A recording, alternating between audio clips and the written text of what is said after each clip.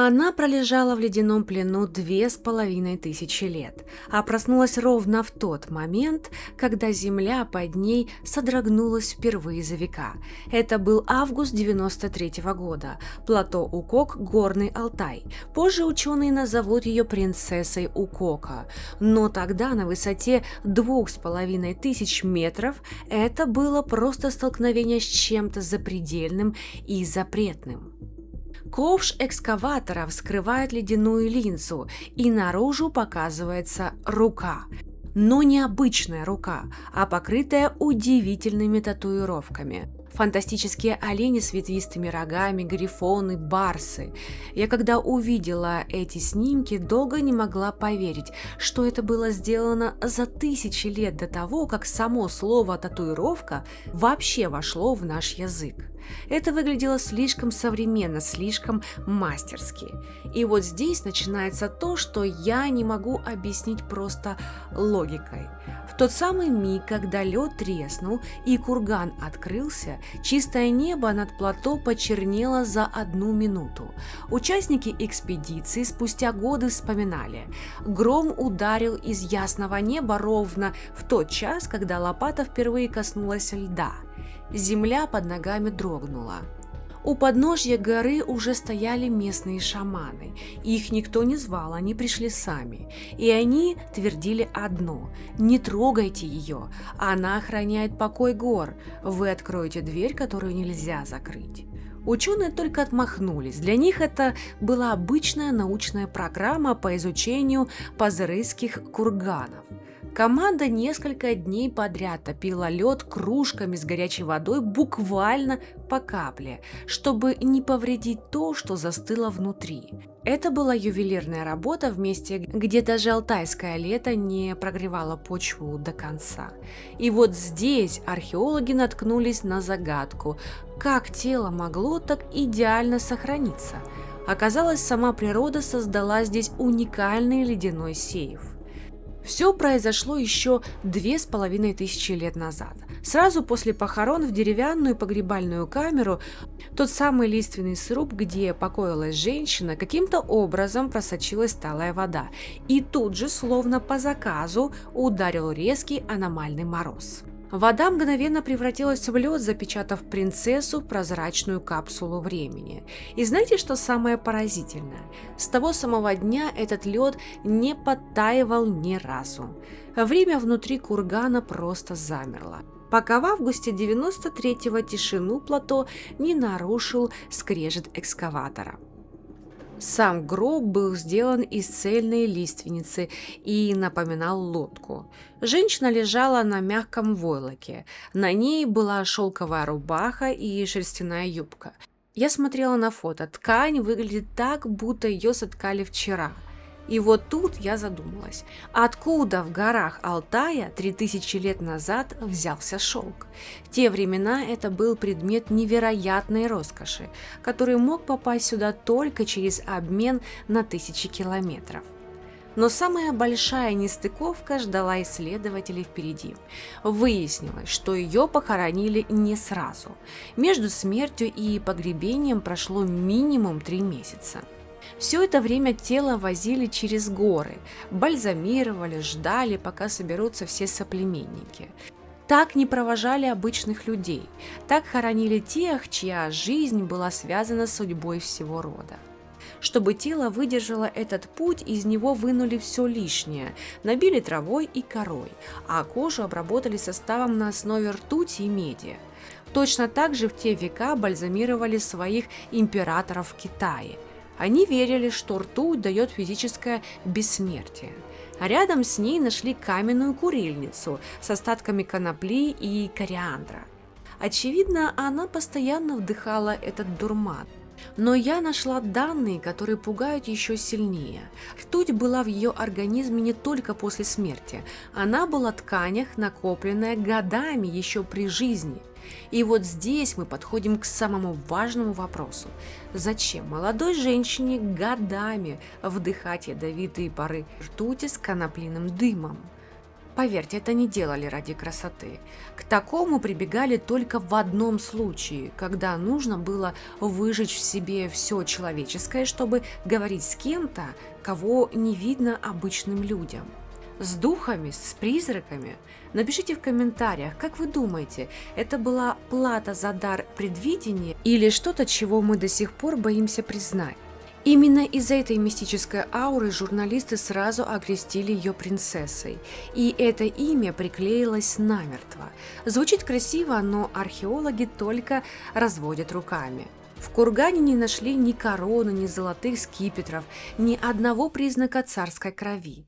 Зато нашли следы того, что при жизни эта женщина была кем-то гораздо более могущественным. Она была Ак-Кадын, белая госпожа. Для ученых она стала триумфом археологии, а для алтайцев – живой и очень злой силой, которую зря вывели из транса. Для местных жителей она была не экспонатом в витрине, а хранительницей границы между нашим миром и миром теней. И как только ее тело увезли в Новосибирск, эта граница, кажется, рухнула. Археологи думали, что самое сложное позади – мумия упакована и готова к отправке в Новосибирск. Но как только вертолет с телом поднялся в воздух, плато Укок как будто взбесилось. Жители окрестных сел до сих пор вспоминают тот год с содроганием. Сначала у людей начал массово дохнуть скот, без видимых причин, целыми отарами. Потом в горах стали вспыхивать странные пожары, хотя для них не было ни жары, ни условий. А когда люди еще не успели прийти в себя, ударили такие аномальные морозы, что вымерзли даже те пастбища, которые кормили регион десятилетиями. Старики в селах тогда говорили прямо: «Вы забрали то, что держало равновесие, теперь горы будут забирать у нас все». Знаете, когда я готовила это видео, мне было важно услышать тех, кто увидел все своими глазами, а не просто читать сухие отчеты. Я долго искала контакты, писала в местные группы Алтая, и мне удалось связаться с женщиной из ближайшего к плато села. Она рассказала мне вещь, от которой реально не по себе. По ее словам, до 93-го года скот спокойно пасся по всей долине, но когда только курган вскрыли и тело увезли, все изменилось. Атары начали обходить это место стороной, как будто за версту чуяли там какую-то неправильную пустоту. Будто животные понимали, там больше нет той силы, которая веками их защищала. Наука, конечно, спишет это на совпадение или на смену кормовой базы. Но то, что случилось следом, даже самые заядлые скептики объяснить не смогли. Ровно через 10 лет после того дня, как вскрыли ледник, 27 сентября 2003 года Алтай содрогнулся. Чуйское землетрясение. 7 с лишних баллов. Эпицентр находился всего в паре десятков километров от того самого пустого кургана. Земля уходила из-под ног, поселок Бельтир просто стерла с лица земли. Сейсмологи твердили про тектонические плиты, но люди на Алтае уже все для себя решили. Это Ак-Кадын требует вернуть ее домой. Почти 20 лет длилась эта битва. Ученые в Академгородке не отдавали мумию, мол, исследования не закончены. А люди выходили на протесты, писали письма, дежурили у музеев. В 2012 году мумия наконец вернулась. И знаете, что меня удивило? Для нее построили не просто зал, а отдельную пристройку в форме кургана. То есть современные инженеры, по сути, повторили ритуал древних пастухов, чтобы задобрить белую госпожу. Она снова под курганом в специальном саркофаге, где климат контролируют компьютеры, будто ее до сих пор пытаются защитить, или нас от нее. Кстати, современные лазеры недавно открыли то, что 30 лет не видел человеческий глаз.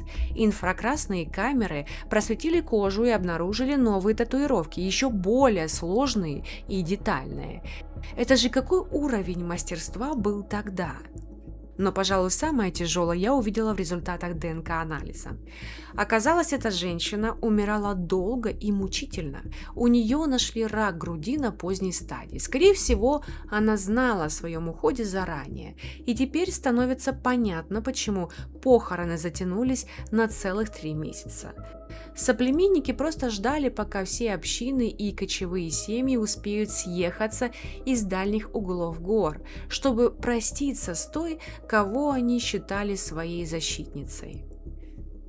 Когда антрополог Дмитрий Поздняков восстановил лицо по черепу, результат ошеломил даже ученых.